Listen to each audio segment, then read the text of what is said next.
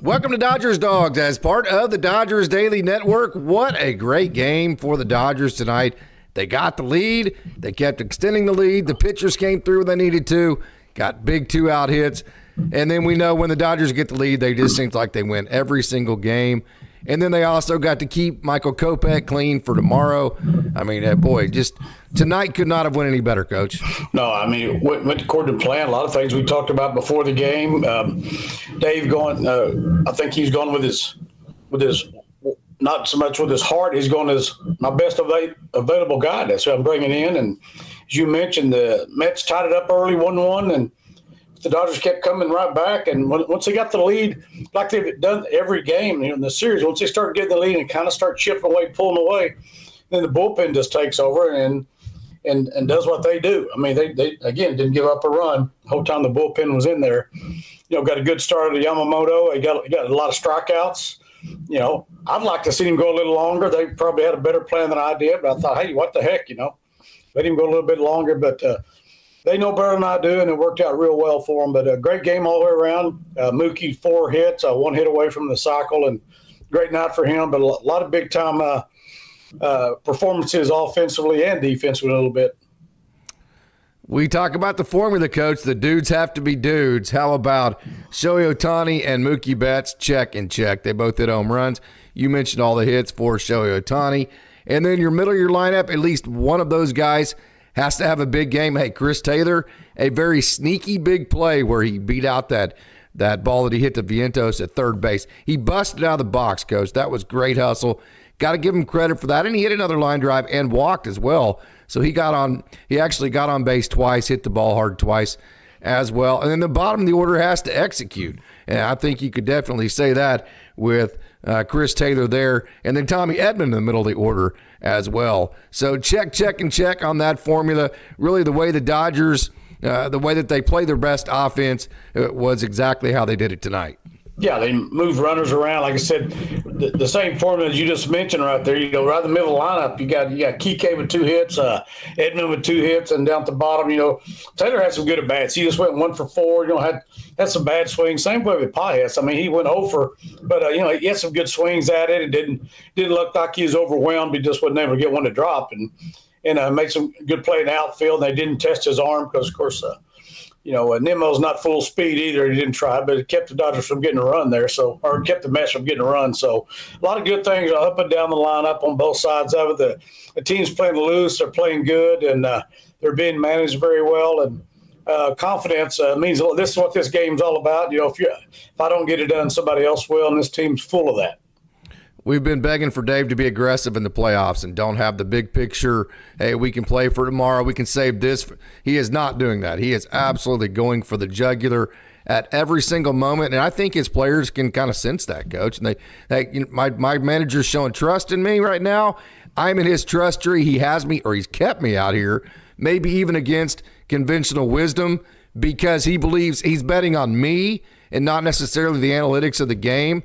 And whenever you do that to one of your players, they feel a responsibility to come through for you, don't they? Yeah, there's no doubt about it. I mean, they feel it. You can tell the makeup of the team is such. You can tell these guys are grinding. They're pulling for each other, they're playing for each other. And yeah, Dave showed a lot of confidence in the things he's doing with them. Like you said, leaving a guy in, you're thinking, well, they may pull him out there, but those guys know he's got their back, and he's making tough decisions. He's making good decisions. Some of them blow up in his face, but that's the nature of the business. Everybody that's ever done this has had that happen to them. Phillips against McNeil. Woo, that made me nervous. Yeah, that was a little nerve-wracking there. And then we got through that okay. But, yeah, there was a couple of parts there in the game. I was like, oh, crap, this thing might get right back into it. And that's what's scary about the Mets.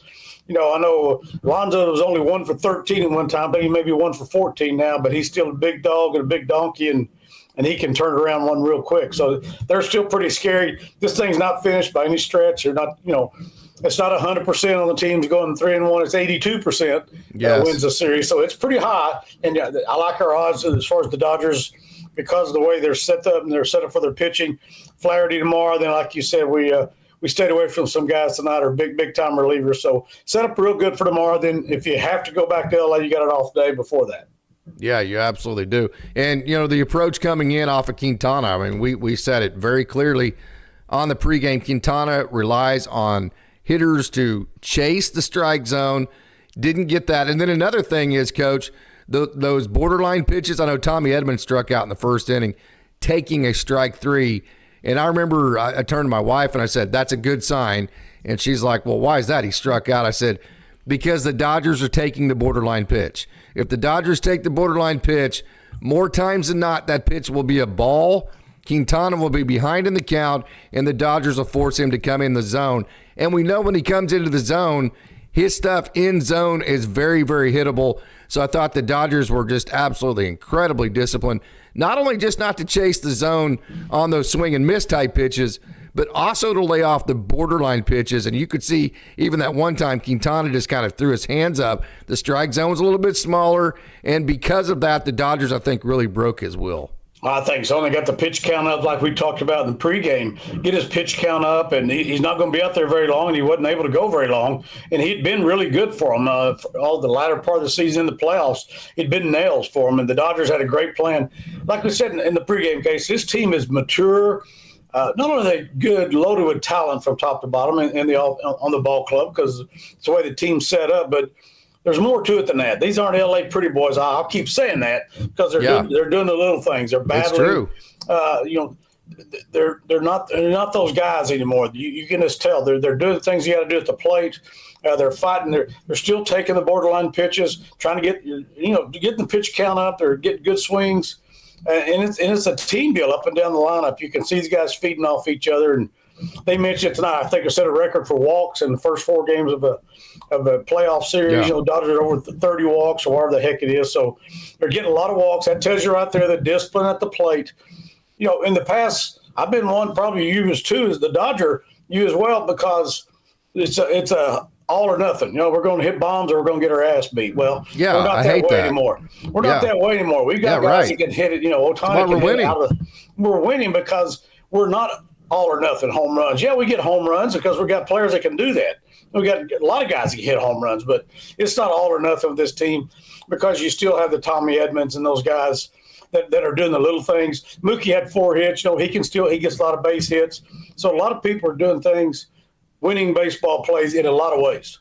Well, Coach, to kind of back up your point there in the 3rd inning, the Dodgers had 2 walks, and they had 3 base hits, singles, on curveballs that were low in the zone where they just shortened their swings up and were just simply 100% okay with a base hit. That goes to kind of prove what you're talking about, that the boom or bust thing is the furthest thing from their mind right now. I can remember that first hit by Tommy Edman in that sequence on that curveball low in the zone. And just watching his swing, the way that he bent his knees, the way that he was over the ball. I mean, like mechanics were like the last thing on his mind. And literally you could just see his eyes and just his grind. It was like the only thing he could possibly think of at that moment is just figuring out a way to get a barrel on the ball. And the Dodgers got 3 base hits in a row on curveballs because they had that approach. It was awesome. It is great to see. I know one time in the game, I guess he ended up with 10 runs on 12 hits. I know we were 7 runs on 7 hits. It's something I know the announcers on TV even made note of that. That tells you something right there. They're getting the walks. They're not striking out. They're putting the ball in play. They're moving runners. When you can score 7 runs with 7 hits, that tells you right there all you need to know. The Dodgers are getting opportunities and taking advantage of it. And since I'll go right back, and since the early part of the 3rd game of the Padres series, this team's been nails. I don't care about the one they lost the other day. You got a great guy with great power gets a grand slam off of you. Okay, you get beat 7-3. It happens. You didn't get make a bad pitch. Did get a good start. Whatever that happened, but happened to Yamamoto tonight. Just didn't happen with the bases loaded. Absolutely. Yeah. When you get that with major league hitters, that stuff's going to happen. But the big picture, since early in that third game of the Padres series, this team has been outstanding in every facet of the game, and the manager is doing a great job. You mentioned, I know you texted me just about that time. We was talking about who's going to come in the last 2 innings, and Henriquez, we threw that out there, and then you look over, the TV shows there's Dave and Pryor talking. Pryor's got his little list in his hand. I don't think they had any plans of him until they got those last couple runs. No, and I told you, I texted you, I said, they're talking about it right now. But I'll even go one further. We talked about, the innings we've got from guys, the last two we just added, the last two games, and then tonight with Henriquez giving you two more. We've got 7 innings out of those guys. You look at it, the last 3 games, we've got 7 innings out of guys who you're sitting there going, I don't know if we're going to throw that guy or not. Yeah. In those situations, that is big. That's big. Yeah. They've eaten up 7 innings in different situations, winning and losing situations, and here we are. We're in pretty good shape going into tomorrow. Coach, Freddie Freeman's not in the lineup. Mr. Classic, good evening. Thank you for that so much for that comment. No Freddie Freeman, and yet the Dodgers are still able to put up 4 crooked innings on the board. And I say it all the time, and it's kind of crazy once you hear this stat, how often you see it, that the team that wins the game scores more runs in 1 inning than the other team scores in the entire game, man. It's like that team that gets contagious and puts together a rally, that's the team, especially in tight games in the playoffs like this too. Yeah, I mean, you see it right there. Like you said, the Dodgers had 2-run innings, a 3-run inning. It's even more they even scored. So they're taking advantage of every opportunity they get. You look at as we talk about, dudes got to be dudes. Ohtani still get his home run, but he's 1 for 3, but he scored 4 times because he's getting on base. He got the Dodgers a lead, man. Yeah, Mookie has a big time now with 4 hits. Muncy, we talk about the guy. He's a run producer, strikes out a lot. Give me a break. The dude hadn't struck. I mean, he had a home run. Your pick to click, Coach. Your pick to click was Muncy. Yeah, 13 in a row, baby. Yes, no kidding. Set a new record. They showed his previous 12 before the 13th. Home run, walk, single, walk, home run. So that's just 13 right there. I mean, the dude is has been so disciplined at the plate. I always talk about, I'm never a Barry Bonds fan at all, just for a lot of reasons, whatever. I love him as a baseball guy. I loved him. And later on in his career, he was so amazing. He stood there and took his walk. You made a mistake, he hit it out the freaking ocean. That's why it was so great about him. He became so good as a hitter later on in his career. The sad part is all the other stuff that went on is going to probably keep him out of the Hall of Fame. One of the greatest players I've ever seen. But I was talking about his discipline at the plate is what made him what he was. Yeah.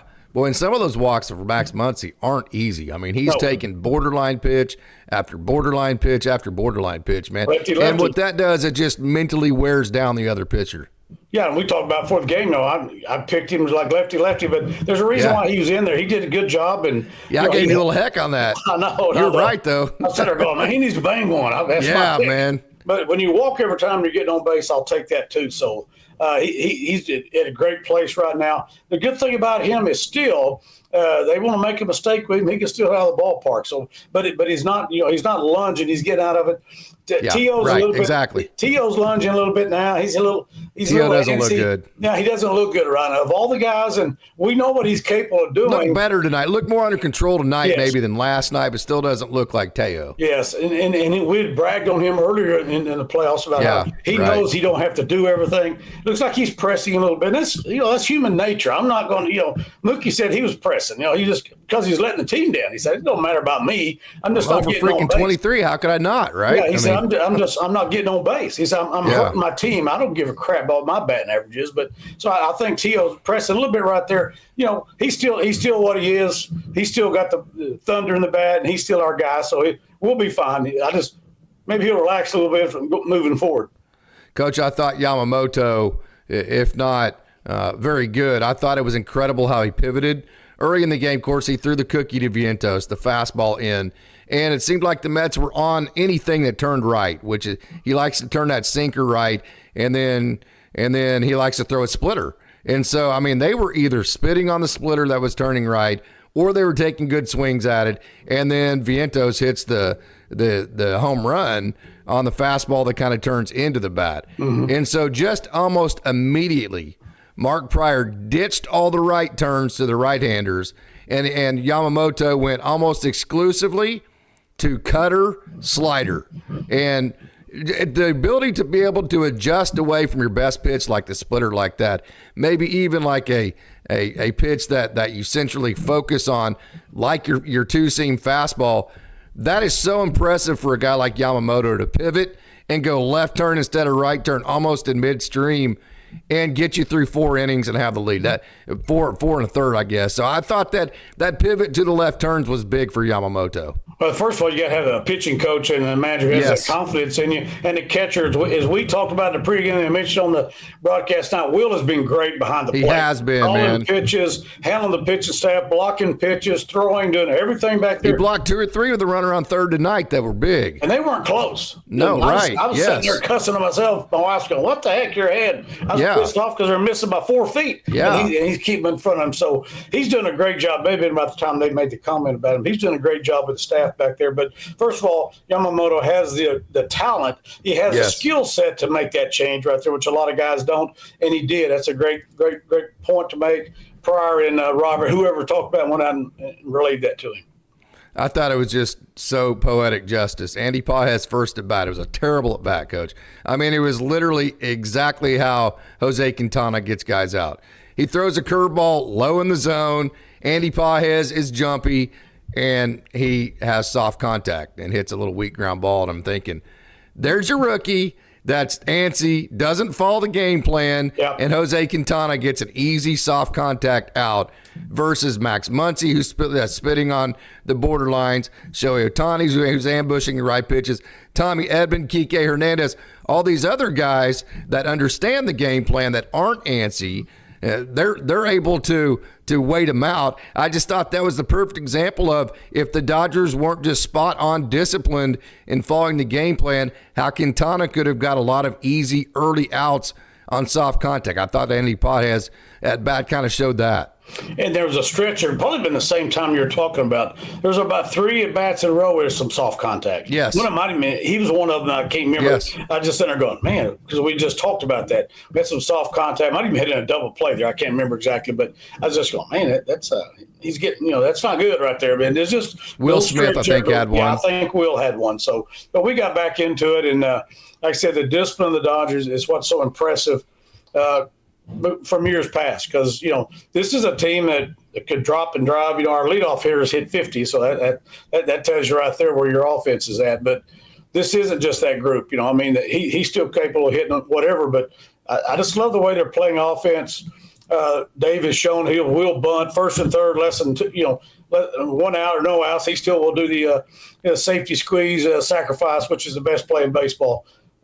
Offensively, other than a home run, it goes way up. But you can't. Those are few and far between. But anyway, so they're doing a lot of great things offensively from the coaching staff and from the players executing. The main thing is that they're feeding off that. They've got a game plan. They got a scouting report. They know exactly what they're doing. There's no secrets now. Hadn't been any secrets in a long time with these guys, and they're making it happen. I thought a couple of sneaky, really big plays in this game, Coach. As well as I do, as a coach / manager, a 3-run lead is just, I know it's only 1 run, but a 3-run lead is just monumentally bigger than a 2-run lead because there's just so much stress when all you got to do is just let one guy on base and the tying runs at the plate. There's just a lot of stress to that 2-run lead. A 3-run lead, things got to go pretty sideways to get 2 guys on, then a home run, right? The bloop and the blast, and you still have a 1-run lead. Mm-hmm. So I thought it was a really big play. The Dodgers had a 5-2 lead, 4th inning, first and third, 2 outs, and they hit a ball to Tommy Edman's right, which was not a hard or not an easy play at all. Edman just runs right over into the hole. He fields it, throws the ball to Chris Taylor, makes it look a lot easier than it actually was. I really thought that was a sneaky big play because it kept that 3-run lead. Because it was that same inning we didn't turn the double play. They called it. They got to overturn. Yes. Yeah, that's a big play because he had to go in the hole and then come around. It's a pretty long throw from where you fielded the baseball. It wasn't an easy play at all, and we're able to get out of it right there. But that's always that hidden stuff, Case, that guys that love the game will notice that type of stuff. A good at bats. I don't know how many times I had a kid, ground out to second. I'm like, you're a great bat. People don't know baseball. Don't know what the hell you're talking about. Right. Ground ball. Hey, just keep having that at bat every time. Every time. Move the runners. Infield's about hit the ball in the middle of the field and score a run. Whatever it takes, And the Dodgers have been doing a lot of that. They'll hit the long ball when it's there, but they're moving runners and doing great things. And Dave's shown that he's willing to bunt in those situations where it's needed. Yeah, I did think the Dodgers should have turned 2 double plays. I thought that you talk about the double play they didn't turn. They actually got it called out. First base umpire did not have a good night tonight, by the way. Right. He got 2 overturns almost immediately. I thought that was a very poor feed from Chris Taylor. I mean, I know you're supposed to shovel like that, but if you look at his footwork, he was flat-footed. He did not have – you're supposed to have your momentum, almost like an option quarterback, your momentum headed towards your target where you can get a little bit more juice on the ball and then also be cutting down the distance at the same time. I thought that was a bad feed by Chris Taylor. And then the second one just was jumbled from the start. Yeah. So it didn't cost the Dodgers this time, but if you get in a close game, I do think you need to be a little bit cleaner on those double plays. We'll see if Taylor stays in there. They'll probably be Gavin Lux at that point. But I did think if there was I'm massively nitpicking at this point. But I did think those two should have been double plays. There's no doubt about it. I think I even texted you or texted back and forth. Yeah. These are double plays. Yeah, that ball, the one Taylor, the flip, it just stays in the air too long. It does. People don't understand. Because he didn't do his footwork right. He didn't do his momentum right. He didn't do anything right. We have to tell him, follow your throw. Follow your pitch. It's like you said, it's like an option quarterback. Yeah, right. Absolutely. If I'm going sidearm, if I'm going underhand, I got to have a stiff wrist so it's firm. Yes. You got the guys got to know. I don't know if they're out there yelling. We used to always teach guys that flip, so the guy knew it was going to be a flip, so he's not going to be handcuffed. But your idea is get something firm. So keep two things: keep the runner off of him, and it gives you a chance to turn it. And that happened in that situation. The other time, the ball's on the ground a long time. We almost went to a knee. It just took too long. There wasn't any way you could turn it. Yeah, and like I said, whenever you win 10-2, those things don't show up. Right. But if it's 3-2, they might. So I think that's something the Dodgers, that's one of those deals. You don't make a big deal out of it. What you do is you show up the next day and you take about 25 extra reps of that exact situation, and you try to clean it up from that perspective. Yeah, no doubt about it. I don't know who their infield coach is. You probably know who it is. I know they do pregame work. Ebel, the third base coach. Oh, yeah, that dude, his son's a great player coming up, I see. But, Freddie, I know those guys are all doing their pregame work. They get their work in, and I promise you they'll be working a little extra on turning two tomorrow, especially if they're going forward. We know Taylor's going to be seeing more time there. They'll just get it's like anything else, like a quarterback and receiver. They got to get used to each other. Correct. You got different people playing in there. That is big. People don't understand that. That is different. And I didn't think Max Muncy necessarily did a great job stretching either. No, that's what I texted you. When they showed it again, he's catching the ball and then he stretches it. Right. I'm thinking, I know he's not that tall. But we're nitpicking, but still, it is what it is. Get that thing out there. I think we'd have got it. You see Alonso do that all the time. I mean, he's always out there almost to a fault, almost sometimes pulling off the bag. But the stretch. The idea of the stretch ain't to be pretty, is to get the ball sooner. Right. You get your glove quicker and get that out. But I didn't think he stretched very good there. But again, he's a major leaguer and I'm not. But I can see that you catch the ball, then you stretch. That doesn't do us much good there. I thought the strike zone was really weird tonight. I mean, sometimes it was tight, then all of a sudden he'd go down and get him one that was maybe a ball or two off the plate. And so it was, I would say overall, though, it was more tight than it was big. And I felt like Yamamoto did a way better job pitching to the peripheries of a tight strike zone than Quintana did. And I think that's probably because the Dodgers hitters forced him into that, but I do think that was the situation. Yeah, and I don't think the guy behind the plate was necessarily bad. He was just tight. The guy at first base, as you mentioned, that's brutal. Rough those day. are actually those are not close those plays. Close calls. Those calls weren't even that close when you see. Good Lord, he missed that one. But anyway, he's whatever.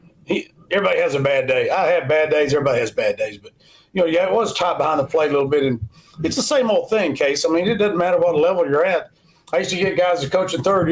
You get a crappy call third strike, and they'd look down at me. I'm going, and what do you want me to do about it? Well, we adjust to that. I can't control that. If he's calling it that far off the plate, we got to adjust to it. Get up on the stinking plate with two strikes. Don't let him ring you up. I said, he's not adjusting to us. We're adjusting to him. And your dad will tell you that, Mr. 50-plus year umpire. Yeah. I've heard your dad say that many times. I thought Yamamoto did, though. Yeah, exactly. They adjust to it. Hey, this is what he's calling. When I coach basketball, Coach Barakoff loved that. If you got guys calling it close, hell, we're going back off. We're going back off the hands. If they're letting you play, get those hands on and play defense. Get hooked up. You got to adjust to what they're letting you do. Coach, how many wins do you have to win in the postseason to win a World Series? 11. 11. You know where they have now? You know where they have left now? Five. You know what that means? We're over halfway. You're over halfway, baby. Let's go. Let's go. I'm not How a about math that? major, but I can figure that one out. Melissa's a math major. I'll ask her. I was a little worried. Those rhetorical questions with Coach Holt late at night, I was a little bit worried about it, but we got through that one. Okay, Hey, so the Dodgers. I'm drinking this now, not what I was drinking last night, so it's okay. That a boy. That a boy. So another part of this game, we're going to get into some of the pitching decisions now. When the Dodgers took the 5-2 lead, the 3-run lead, my thought is right now, I've said this many times, the formula for the Dodgers, Michael Pacheco actually commented on this. Michael, if you're watching, this was a wonderful comment on Facebook. I want to make sure and give him credit.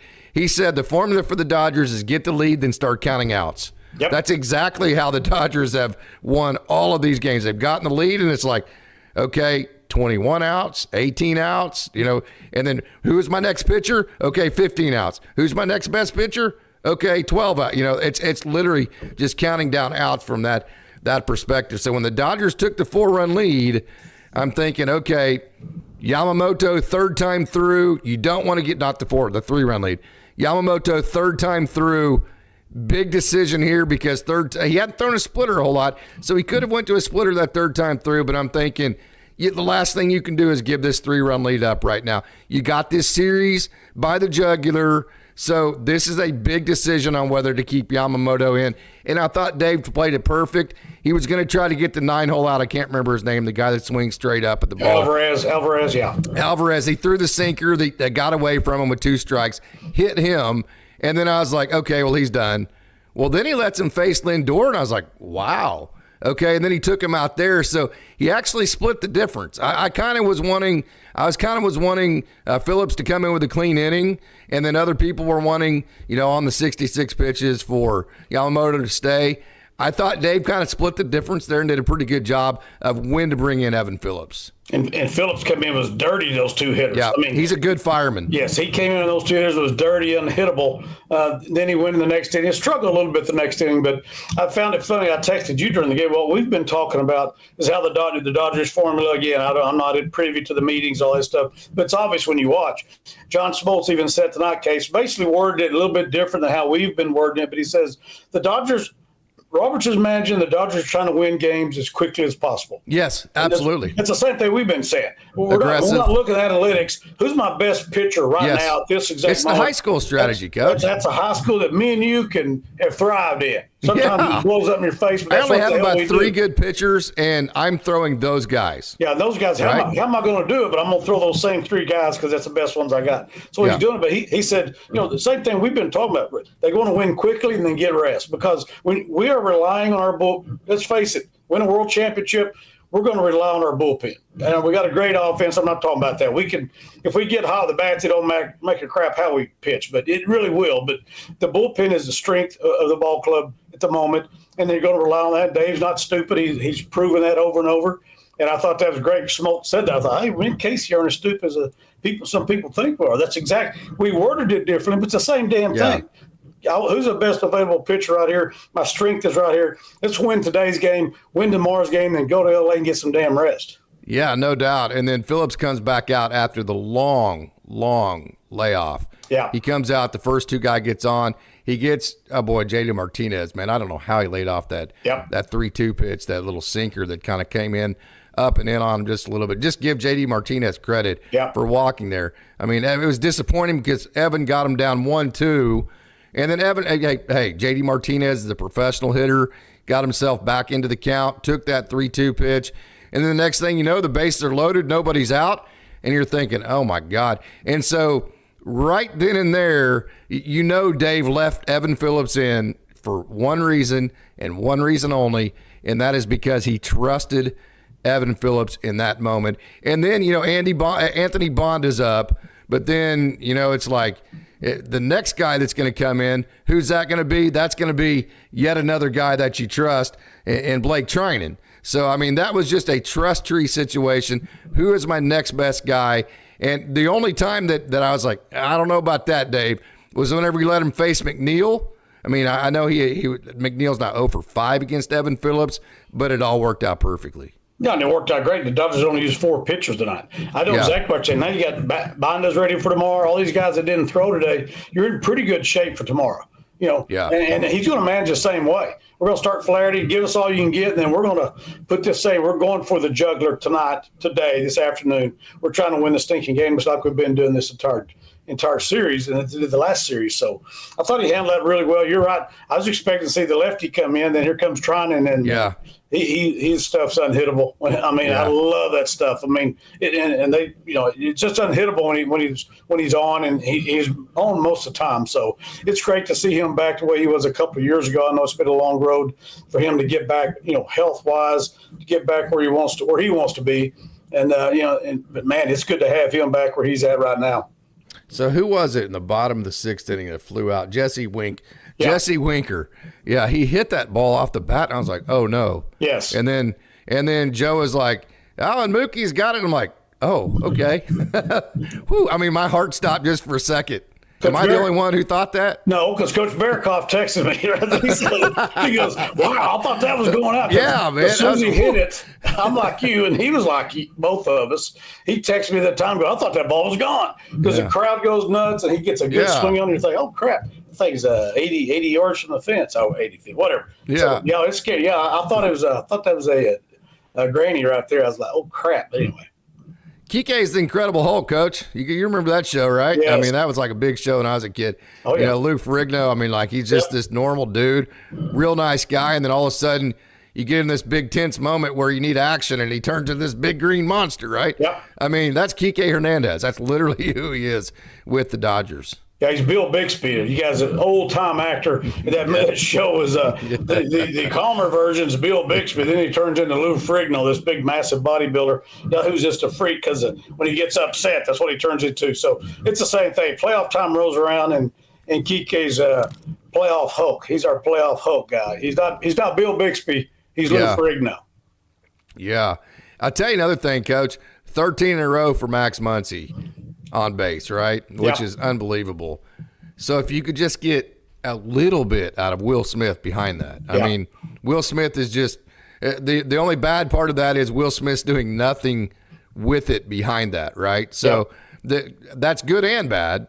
The good is you're still winning games 10-2, and the bad is obviously Will's not doing anything about it right now. The good part of that is you're still winning games 10-2, and you kind of feel like the way Muncy's getting on base, if Will Smith could just get one hit a game, you're probably adding 2 or 3 more runs to your score total.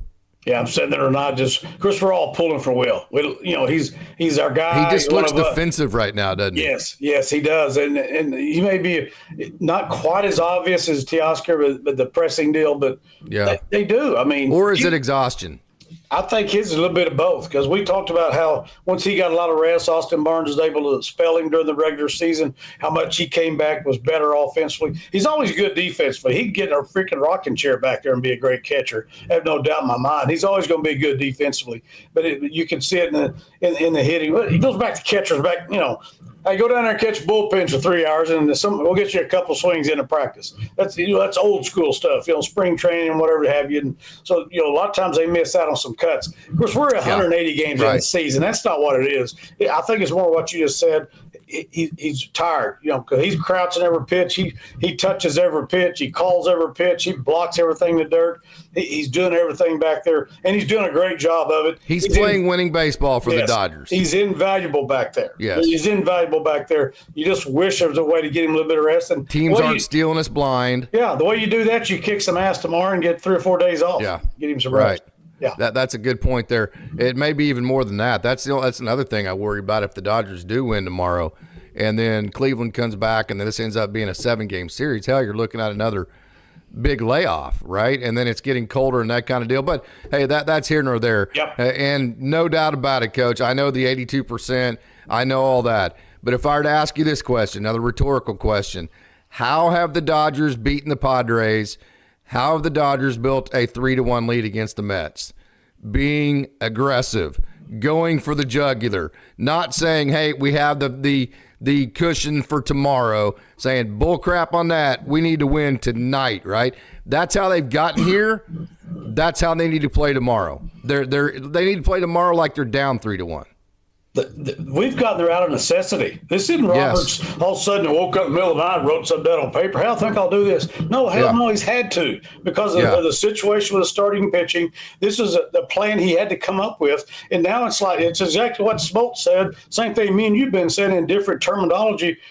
We're going with the bullpen. We're trying to win today. We're winning today. Who's my best pitcher? Get his ass in there. Let's go. Okay, we're trying to win right now. You don't have that. Like I used to say back in the old days in the worlds, you got 4 starters, and you got a setup man, you got a middle reliever, you got a closer. Hell, that's great for June 12th. Yeah, that it is. But has anybody in the stinking playoffs got 4 starters now they can go to? It's not the Atlanta Braves. The Mets do. Yeah, that's true. With Smoltz and all those cats for the Braves, I remember the Orioles back in the 60s had 4 20-game winners. That shit doesn't happen anymore. You just got to it is what it is. This is out of necessity. The Dodgers. It's like go back the first time the bullpen game.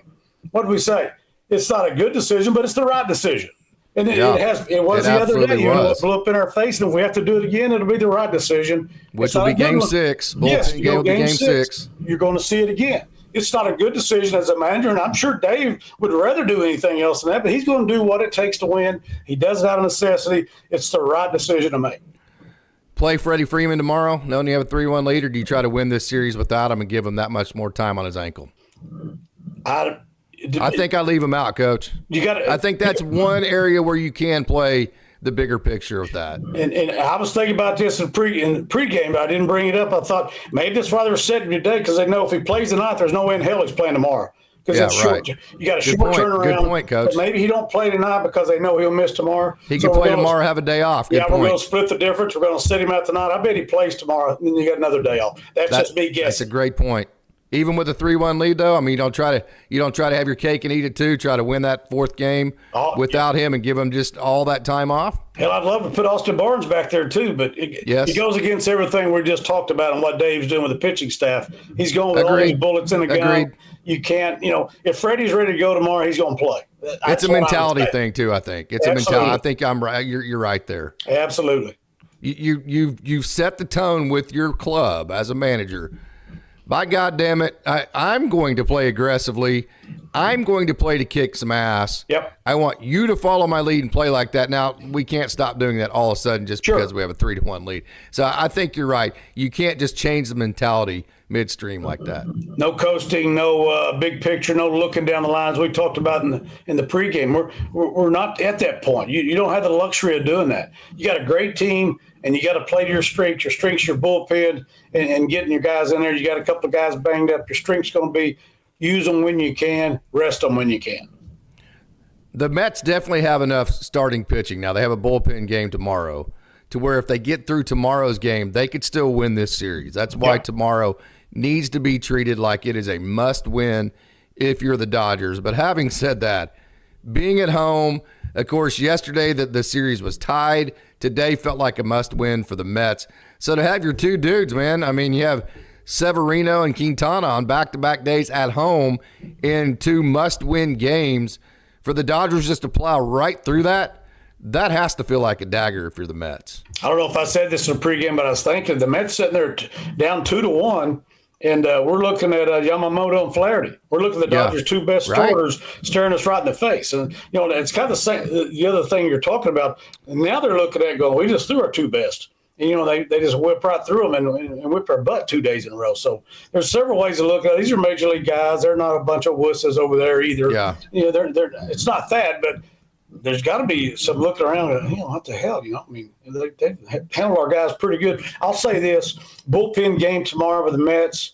Okay, throw them out there. I know they got a great closer. You know more about their other guys. I know they got good. I honestly don't, Coach. I couldn't tell you who they're going to throw tomorrow. Yeah, I would hate to face a Padres bullpen in a bullpen game. Or the Dodgers. But I don't think we're looking at the same thing. And they still got to pitch to the Dodgers. So, before you get your closer in there, there's a lot of innings you got to get through.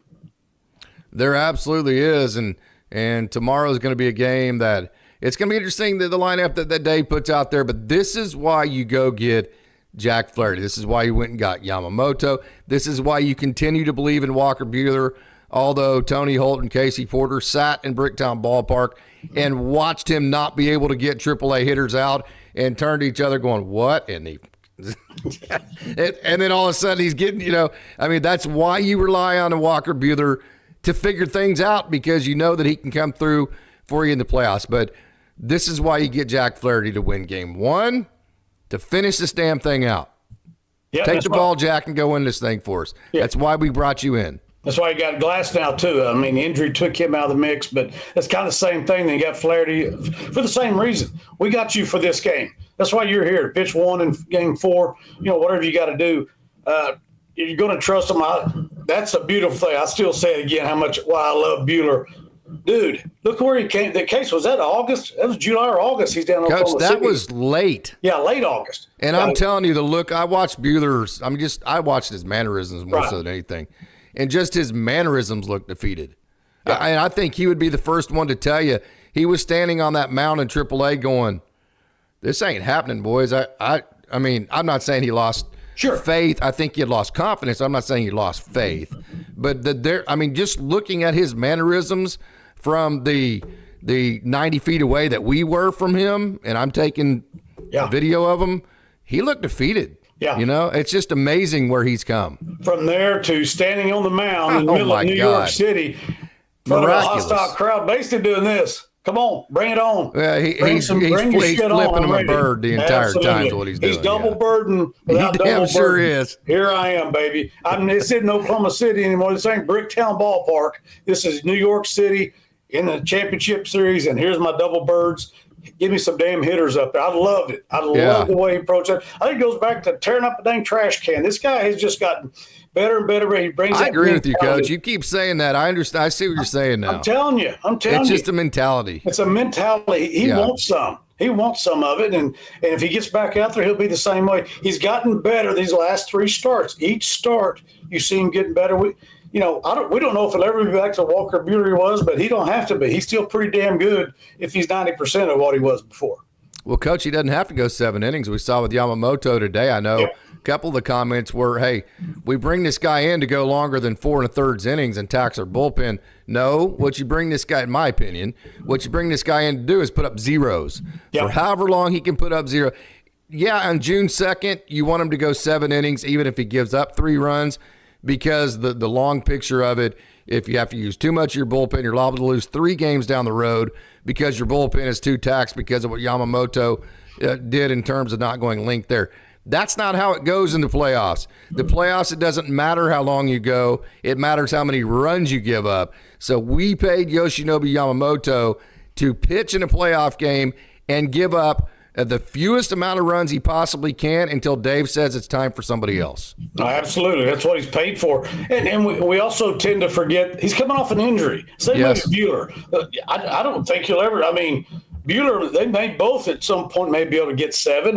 It'd be tough. It'd be in the World Series probably at some point. They even get close to that. But they're not – the Dodgers – first of all, look at there. We got 3 solid starters we can go with. Nack's a 4th starter if you want to go there, but they're going to go with 3 starters.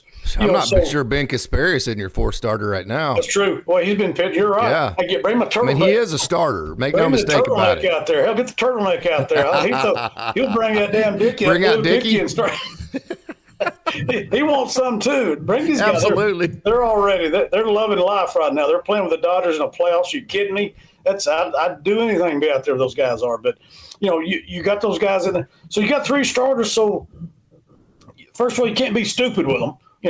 They've got to plan. Again, we got to get back to what's our strength. It's the bullpen. So are we going to sit there and try to force our starter? That's exactly right. Force our starter to give. Hey, I'd like to get 5 or 6 out of this guy. Well, no shit. Hell, they're mapping things to their strengths. Absolutely. Our strength is still and to win it, our strength is going to be the bullpen. But you can't tax them. That's again, Smoltz hit it perfectly. They're trying to win quickly because they get them some rest. That's what it's going to take. Yeah, I thought John Smoltz was a little bit easier to listen to tonight. Sometimes I just think he gets kind of. I like his baseball knowledge but even sometimes, much as we love baseball and as much lingo as we understand, I think sometimes I'm even going, Smoltz, what the hell are you talking about? Yeah. You just invented something right there that doesn't exist, right? Well, he's really smart. And I'll even go back to Joe Morgan. You're probably a kid when Joe Morgan used to do Sunday Night Baseball. He had a tendency to do a little bit of too much stuff, but I learned baseball from Joe Morgan. I love listening to Joe Morgan. I used stuff that Joe Morgan said and started using that as a coach. I mean, I learned baseball listening to Joe Morgan, and you can learn some from John Smoltz too. But, sometimes he might go over the top of it. He was coaching baseball the whole time instead of announcing it, though. Yes, not all the way. And Romo does that sometimes in football. He's very good. Romo's more explaining. He was very good when he first started out. He rubs people the wrong way too. But it's guys with knowledge like they're, they can take it a little too far. I love Joe Morgan, but that dude could teach you a lot of baseball. Just watch a Sunday night game, him and John Miller. Are you kidding me? Doesn't get him better than that. Oh, John Miller's unbelievable. That call that John Miller had, and that was the worst base running in the history of that. I still laugh. I belly laugh every time I see that. But he's a Giants announcer. We're supposed to hate him, but we don't. Anyway. Last thought from us on this game. We're going to get to some comments after this. Okay. This show is absolutely flying by, and I knew it would because we're super excited and we got a lot to say. So get some popcorn, right? Last comment on this game, though, Coach. This just goes to show that the Dodgers have a deeper, longer lineup to this point than the Mets. I said this before the series started. It has proven to be true. The difference is the Mets fall off after about their fourth hole hitter, their 5 through 9 hitters, 6 through 9 hitters, whatever night it may be. There's holes in that lineup that the Dodgers can get through and navigate. I think we've seen that, whereas the bottom of the lineup, Chris Taylor gets a hit. Kike Hernandez hits a home run.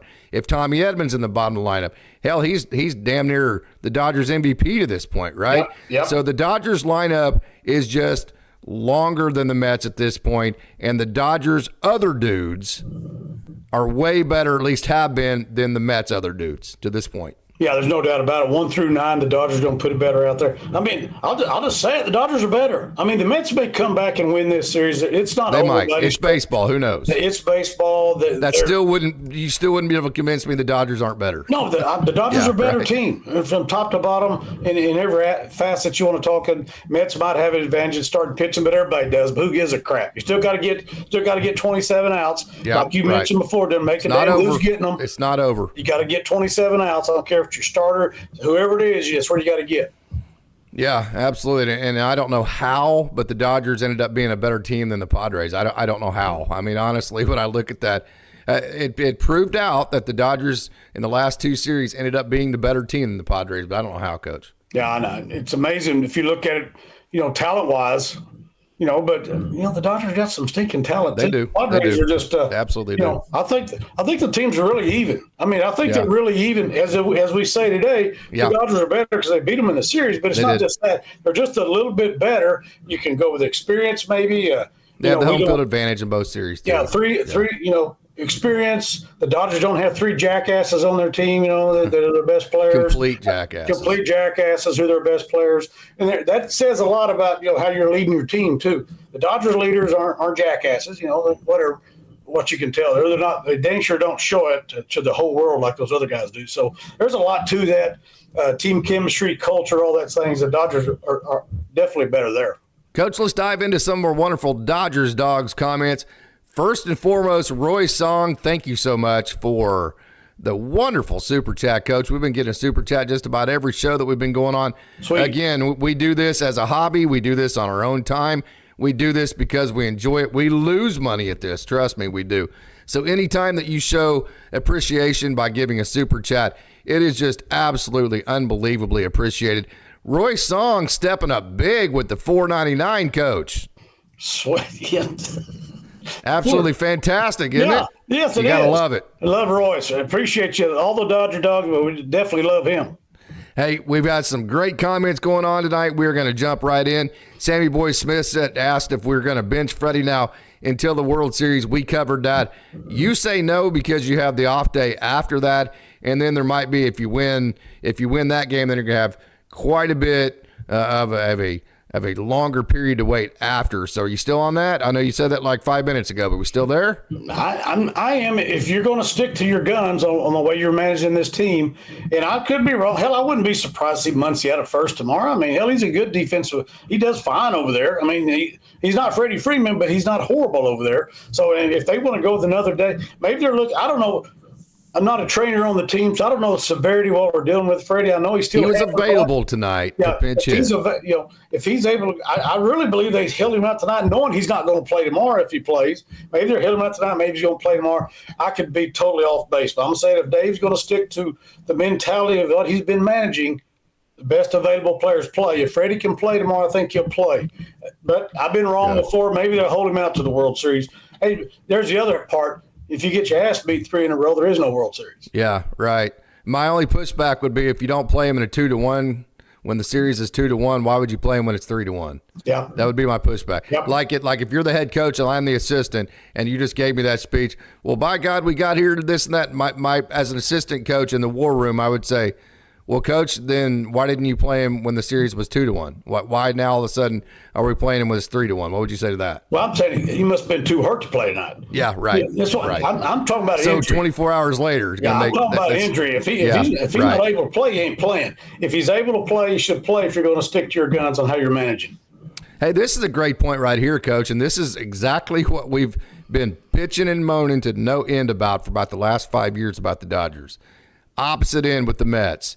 Sammy Boy Smith, again, I say it all the time, Coach, the Dodgers Dawgs as part of the Dodgers Daily Network, the absolute, not the biggest crowd, but the smartest baseball fans on earth, no doubt about it. Sammy Boy Smith, Mets are red hot, and then also an ice cold team. They're ice cold right now, which means they can also get red hot too. But I think the difference is what you're seeing is the Dodgers have added a Tommy Edman. They've added elements to their game that have made them a little bit more dynamic and a little bit more able to adjust. And not, you saw the 3 base hits off of curveballs all in the same inning, back to back to back in the 3rd inning. So the Dodgers are less hot and cold like we're seeing with the Mets. That takes away some of the unpredictability. Well, hot and cold's great. I think the Padres were hot too, and they were really full of themselves till they got their ass beat and lost the series. So it got the same old thing. I think the Dodgers, who we just talked about, were better than the Padres. I know they're better than the Mets. So, in that situation, hey, just roll it out there. Let's see what happens. And we're going to go for it. I don't think. I don't think you have to sit back and analyze anything. To me, I'm talking about myself. Just go let it rip. I think we're better than Padres. We're better than the Mets, and my best available players are going to be on the field. So here's a couple ways to look at this, and we have a comment about tomorrow's game for Mr. Classic that they have to throw Sean Manaea. And here is my question: there is, so you say, all right, do you have to win one game at a time, which, yes, you do, or do you say, well, if we don't win all 3, we can't win anyway, so what good does it do if I blow all of my bullets tomorrow, have nothing left for the last 2 games because we can't win those games without my bullets? So which way do you look at that as a head coach? Hey, yes, we have to throw at the kitchen sink at this game because that's the game in front of us, or if we do that, we still can't win the other 2, so what does it matter anyways? Well, if you're the manager of the Mets, you're down 3-1. You got to win tomorrow. I mean, you got to do whatever the hell you got to do. So kitchen sink. I mean, I would. I mean, I don't know. Yeah, it's good to have some guys rested as they go to Florida and get on the beach and take the families to Hawaii or something, or Cancun. What the hell? And hang out with Profar and Tatis Jr. and Machado. Maybe they can stay in the same hotel, right? I bet they can. I'd stay away Buy each from other those drinks. guys. Have a good time. Talk shit to each other. They'll get you in a fight somewhere in a bar. I'd stay away from those guys. But it's just, I go back to the same thing I can't get off of because I'm narrow-minded. I'm 66 years old. I'm an old coach. You're going after it. I'm trying to win today. That being said, Case, normal situation, Dave Roberts probably wouldn't manage that way. But this is out of necessity what the Dodgers are in right now. They're in a necessity situation. They've got to win. The bullpen is their strength. They've got to win that way. In the long run, it's great. But, if you're the Mets manager, though, what am I waiting on? You're throwing Sean Manaea and telling him, here's the ball. We'll see you after the 9th inning. And I don't know his situation. Maybe Manaea, if he can go, if you got a chance of ruining the guy's career, to hell with it. Throw somebody else. You don't want to do that to him. But, if he's capable of coming back doing that, not everybody's a Madison Bumgarner and Oral Hershiser, all those cats and all those cats down the history of baseball who have gone out there and done it based on short rest. If Flaherty pitches tomorrow, this is from Fernando. Thank you so much for joining, Fernando. If Flaherty pitches tomorrow and the Dodgers win, who pitches the opener for the World Series? I would probably say Jack Flaherty or Yoshinobu Yamamoto, because I think you're going to have I mean, Cleveland came back and won tonight, which was a miracle. They were down 2 runs, hit the home run, then won in the 10th. And so they're in Cleveland. If they split that series tomorrow, the Dodgers might have as much as up to a week off again. And so they can start whoever they want. And I think the rotation would be, if you had a choice to start over and who do you want to go 1, 2, 3, it would be Flaherty, Yamamoto, Buehler, bullpen. Yeah, if everybody's ready to go, you just set it up the way whatever you see fit. Same way you just did this series or otherwise. But if this thing goes and all of a sudden, say the Yankees win the next 2 and the Dodgers, all of a sudden you start, when is it, Tuesday? If it was both of them, you start that sucker up Tuesday. I don't know. Who are you going to go with? Are you going to come back with Buehler? It would be enough time. Yeah, it'd be short rest for him. It'd be 4 days. But, I don't know what you're going to do there. But, I do like our chances no matter who the hell we put out there. I'll put it that way. That's a good question, Fernando. No doubt about it. Steve Stell says 5 more away from a parade. No doubt, Sammy Boy Smith. We just need the Indians to do their part right now. Coach, I have an internal battle. The baseball purist wants to see the Yankees because, hey, I grew up a Dodgers-Yankees series, the 2 most iconic. I mean, it's all of that, right? Yep. But then the Dodger fan in me wants to see the Guardians. And I don't know, hell, I haven't seen enough either one of the teams to know if the Yankees actually are better than the Guardians. I know Emmanuel Clase is really good, but I know Aaron Judge is too. So I got an internal battle between my baseball purist side and my Dodgers fan side. Where are you at on that? Same thing. Of course, I go back to the 70s. I hated the Yankees, and they beat us a couple times World Series. We finally got them in 81. Reggie Jackson was a punk, wasn't he? Yes, he was. But, man, could he hit. Yes. But I go back to that, too. I'm thinking about the Guardians. The only Guardians fan I know in the world is my son Alex. So I got to listen to him. Oh, God. How'd you do that? I have no idea. Where it came from. Is he an OU fan, too? Yeah. No. Okay, well, thank God. No. He goes to Guardians, and he still does. Everything else is pretty normal. Okay. OSU and Dallas Cowboys, so he's frustrated all the time like his daddy. But he's a Guardians fan, so that would make for some fun for me and him to watch the World Series. And if I lose, I'll just have to get him in a headlock. I'm bigger than he is. But, so I don't know a whole lot about them. I know they got, like I say, Clase is good. I know. I'm like Dave. I don't know anything about the next 2 teams we play. I can tell you about the Mets right now. That's it. That's it. All Dave's worried about is pitch one tomorrow. That's absolutely. Like we are. And that's what he should be. Absolutely. Exactly. Hey, the Mets have been very resilient all year, Coach. I mean, we have chronicled how they were, 14 games back from they were like 6 games back from last place when the Dodgers saw them back whenever the Dodgers swept them. They were 14 games back from the Phillies and came back and beat them in the NLC. Had to split with the Braves, had to do all that. Very resilient team. I still think this is the biggest blow, the gut punch that they've taken all year. I totally agree. And I'm just going to say it. I don't want to come across as cocky, but we're not the Phillies. We're not the Braves. We're not the Brewers. I'm going to say that, because the Dodgers are built. You're saying that out of pride, man. You're proud to be a Dodgers fan. Well, look at what they built here. I mean, yes. It may not turn out like we want. I'm saying it's going to. I believe it's going to, but it may not. But this team is built for that. I mean, they're not facing the same lineup. The Dodgers are better than both those teams and all that. So now that being said, the Mets it's still Major League Baseball. They've got great players and it can still turn around. But, I like in a fair fight, man to man, we're both on our best. Who's going to win? It's going to be the Dodgers. There were a lot of, when it's 10-2, you tend to forget a lot of the smaller plays earlier in the game. It just seemed like the Dodgers they were dominating the game early in the game, right? And then you look up and they're only up 1 run. Yep. There was 2 outs in whatever inning it was when Mookie Betts got that base hit to move it from 1 to 3. Yep. I just about texted you, damn it, man, here we are dominating this game and we're only up 1 run. This is not good. And then boom, Mookie gets the hit and I'm like, thank God. I really felt like that was probably the biggest hit of the game, to be honest with you. Because, we're talking about on several different, no matter which side you're on, it takes the wind out of your sails. We talked about this in a previous show. I get ahead 2 or 3-0, and yet it sticks on 3. And the other team gets a run here and there, and they keep coming. You're sitting over there going, they're getting ready to come back and beat our ass. So there's pressure on both sides of that. I'm like you. We're sitting there going, we're really dominating the game. We're up 1 run. One run. 2 runs. Come on now. Yeah. I mean, hell. But we're not putting it on the scoreboard. Yeah, it happens. I saw a team score. It happens all the time. Strike out 19 times and win a game in a state tournament case. You were on that team. Yeah. 19 strike. Yeah. But our pitcher struck out 14. That's how you do that. But anyway, that's how many we had? Wow. Yeah. Yes, that had in the first round. Yes, sir. 19 strikeouts in the 9-inning game, won the game. But again, our pitcher, Corey Bell, struck out 14. Also had a third baseman that made 9 errors. Oh, that's right. My third baseman made a bunch of errors that day. I didn't have to say a word. I don't remember his name, though. That's okay. Hey, how about the confidence? You're in the your damn name's in the lineup card the next day. That's what we're talking about. Absolutely. You weren't coming out to state tournament. Despite my mother's opinion of I shouldn't get to play the next day. If it's up to my Beverly manager Porter, decided to keep me in. Yeah, that's if right. it's up to the sweet Beverly Porter, your ass wouldn't have been in there. But that was the last thing she told me when I got out of the car. If your coach doesn't play today, I don't blame his ass. And if he does, you better play good. That's why you are who you are. Beverly and Terry are amazing people. I love them. You know that. But anyway, that's that confidence.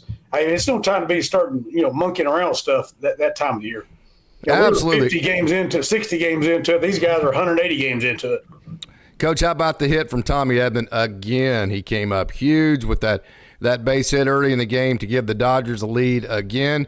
And can we give, this is a comment from Bob Student 10, can we give some love to Andrew Freeman for picking up Tommy Edman? Maybe, we talked about the Shohei Ohtani's huge pickup. Tyler Glasnow, huge pickup.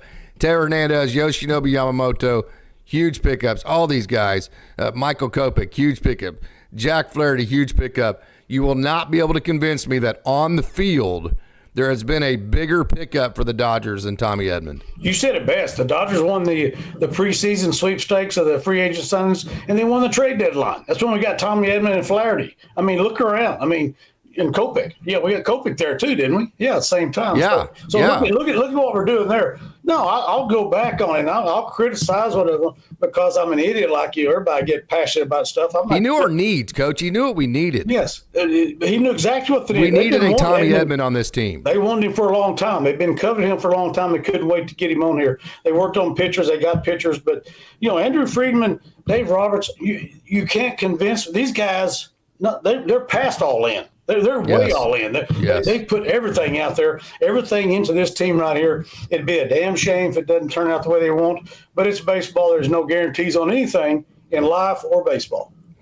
You make the World Series. This is going to sound like kind of a loser's limp mentality. You make the World Series, it's hard for anybody to complain, no matter what happens. Right. Even if the Dodgers lay an egg in the World Series, we don't want that to happen. But I can just tell you, this, Coach. We saw this at Oklahoma State. You know this from your coaching. I know this from my coaching. I was an assistant for a Hall of Fame coach for 18 years. I can't tell you how many times we're a pitch here, a pitch there, away from winning a state title so many different times, and it just didn't work. And it doesn't mean that we were a better manager if it would have worked than if it didn't, right? That kind of deal. So there's just so many variables that are out of a manager's control once you get to the World Series. But, just getting to the World Series at this point, I think regardless would have to be considered a very, very, very successful season for this Dodgers club. Now, obviously, that's not where we want to stop. But having said that, I kind of wanted to lay that out there. Am I wrong? No, you're not wrong at all. I get tired of hearing people talk about, the Buffalo Bills went to 4 straight Super Bowls, lost them all. Well, okay, well, go to 4 straight then. See if you can do better. Hell, I'm a Dallas Cowboy fan. We handled them a couple myself, but so that was awesome. I'm just saying, don't take away what Marv Levy and that organization did to get there 4 years ago. It's the same thing. Yeah, we're not in it for participation trophies. Blah, we're not, blah, blah. But that's not a participation trophy to me making the World Series. Damn, when you get the Super Bowl or you get the World Series, that is not a participation trophy. As we saw, the Patriots undefeated going that sucker. They get beat by the Giants, who hadn't played a home game since November. They're the wild card. It doesn't matter. Some things can happen to you. So, I agree. If they get there, that would be a great accomplishment. But they're built to win it. Everybody's all in. Let the chips fall where they may. But I'm like you. Getting the World Series is a great accomplishment. I think kind of my stages were you make it past the NLDS, no firings. Nobody's getting fired if you make it past the NLDS, right? If you make it to the World Series, I think everybody should be pleased with the way, not necessarily satisfied, but not necessarily disappointed, if you will. I just kind of want to throw it out there, and I teed that up for you because I teed that up perfectly for you because there's a saying that you've said your entire life. I can hear you saying it right now in my own head, I'm getting ready to say it myself. And you would always say, hey, boys, we're here. Might as well win. Yeah. We're here, right? I mean, we're here just like they are. Why not win? Why not us, right? I mean, go out and win the game. Yeah, a lot of people have used the same thing. Hey, they put their pant legs on the same, blah, blah, blah. I think I told you. But that always made sense to me. Why not? We're already here. Yeah, we're here. Since we're here, we're going to have to play 9 innings. You're going to, regardless. So since we're going to have to play 9 innings, why not win the game? Yeah, we're here. And I use another one. Of course, this isn't true in this situation because you got a 7-game series. But hey, I don't give a damn if they're better than us 364 days out of the year. Just today. Doesn't make a damn. I want to be better than them today. We win a championship. Or the first inning. And we live that. We live that case. So that's a true statement. But I know a lot of great coaches and managers on the high school level. They're close friends of mine. They're the best coaches I've ever seen. Have never won a state championship. Oh, yeah. It breaks my heart. They've been there. They're like you said, chap. I mean, Coach, I can think of Coach, I've been there. I've been there 15 times. Yeah, that's what I'm saying. 5 pitches away from winning a state title and can't do it. Yeah, and don't tell me. I know a friend of mine here, close here in Ripley, he's one of the few guys who won 1,000 games. I don't think he's ever won a state championship, but he's been there a bunch. He's won a whole lot of ball games with a lot of different kids down through the years. So, I don't know. And that's the other part. The old kid from Perkins, Oklahoma, is the pitching coach for the Mets over there, Jeremy Hefner. Yeah, one of the local boys here. Played here about 10 miles from here in Stillwater and played at ORU and Oral Roberts University. And he's doing a great job with the pitching staff over there. And, of course, Eric Chavez, their hitting coach. I don't know Eric, but his nephew's Chance Acord, that played here at Stillwater. And he's at Cashion. Now he's going to Cali College up there with the Burroughs boys. And so a lot of small world sometimes in this stuff. It is. Another situation. Baseball is a very small world. Other situation, I'd probably be pulling for the Mets just because I know some people connected. Yeah.